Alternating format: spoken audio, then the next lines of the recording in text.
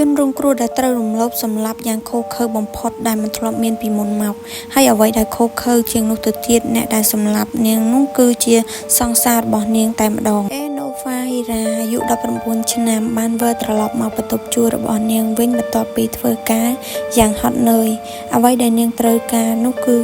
គេងបន្ទាប់ពីការខិតខំធ្វើការពេញមួយថ្ងៃដោយមិនដឹងថាក្នុងរយៈពេលប៉ុន្មានម៉ោងទៀតនាងត្រូវក្លាយជាជនរងគ្រោះនៃអំពើឃាតកម្មយ៉ាងសាហាវឃោរឃៅនិងគួរឲ្យសោកស្ដាយបំផុតនៅក្នុងប្រទេសឥណ្ឌូនេស៊ីនោះទេអេណូរស់នៅនិងធ្វើការមានបងប្អូនបង្កើត3នាក់បន្ទាប់ពីបញ្ចប់ការសិក្សានៅវិទ្យាល័យនាងចាប់ផ្ដើមធ្វើការនៅរោងចក្រផលិតថង់ប្លាស្ទិកមួយកន្លែង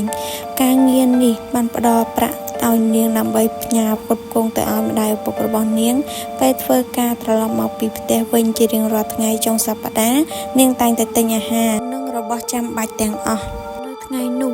រ៉ាមីតអាយុ16ឆ្នាំដែលត្រូវជាសង្សាររបស់នាងបានណាត់ជួបនាង2សប្ដាហ៍ប៉ុណ្ណោះគាត់បានមកបន្ទប់នាងដោយមិនបានប្រាប់នាងជាមុននោះទេក្នុងគោលបំណងរបស់គាត់គឺសុំនាងគេងជាមួយប៉ុន្តែនាងបានបដិសេធធ្វើឲ្យរ៉ាមីតតូចចិត្តជាខ្លាំងហើយក៏បានចាក់ចេញពីបន្ទប់បាត់ទៅមួយសន្ទុះក្រោយមកគាត់ក៏បានមកវិញប៉ុន្តែគាត់មកមិនមែនមកតែម្នាក់ឯងនោះទេគាត់បានយកមិត្តភក្តិគាត់2នាក់ទៀតដែលមានអាយុ24ឆ្នាំដូចគ្នានៅពេលដែលអេណូបើកទ្វារនាងបានភ្ញាក់ផ្អើលយ៉ាងខ្លាំងព្រោះដឹងថារ៉ាមីតមិនមែនមកតែម្នាក់ឯងនោះទេនាងដឹងថាគ្រោះថ្នាក់នឹងកើតឡើងចំពោះនាងហើយនាងក៏ព្យាយាមបិទទ្វារយ៉ាងលឿនប៉ុន្តែមិនទាន់នោះពេលវេលានោះទេក្រុមអន្តពាទាំង3នាក់នោះបានរុញនាងចូលក្នុងបន្ទប់ហើយក៏បិទទ្វារចាក់សោ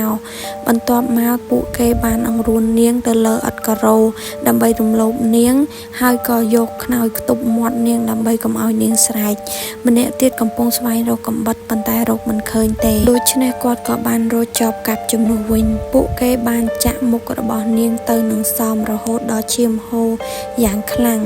នាងក៏អស់កម្លាំងដើម្បីរើបំរាស់ពួកអាថោកទាបនោះបានខាំដើមទ្រូងរបស់នាងហើយនឹងជើងរបស់នាងការឈឺចាប់នៃការរំលោភម្ដងហើយម្ដងទៀតបានធ្វើឲ្យនាងដួលសន្លប់តែមិនបានបញ្ឈប់ជនទាំងអស់នោះមិនឲ្យធ្វើបាបនាងបន្តទៀតនោះទេ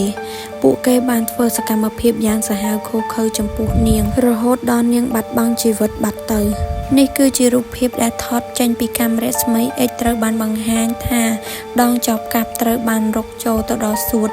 ពោះវៀននិងឆ្អឹងត្រកៀករបស់នាងត្រូវបានខូចការរហែកសួតនិងការឈាមហូរពីសរសៃឈាមជនល្មើសទាំង3នាក់នោះត្រូវបានចាប់អត្តសញ្ញាណយ៉ាងឆាប់រហ័សតាមរយៈការធ្វើ DNA ពួកគេទាំងអស់ត្រូវបានចាប់ខ្លួននៅពេលដែល2ទៅ3ថ្ងៃក្រោយមកតុលាការបានកាត់ទោសប្រហារជីវិតទៅលើ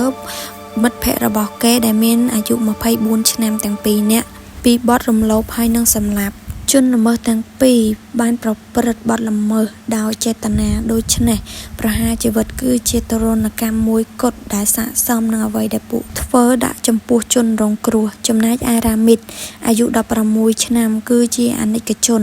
ត្រូវបានផ្តន្ទាទោសជាប់គុកត្រឹមតែ10ឆ្នាំប៉ុណ្ណោះ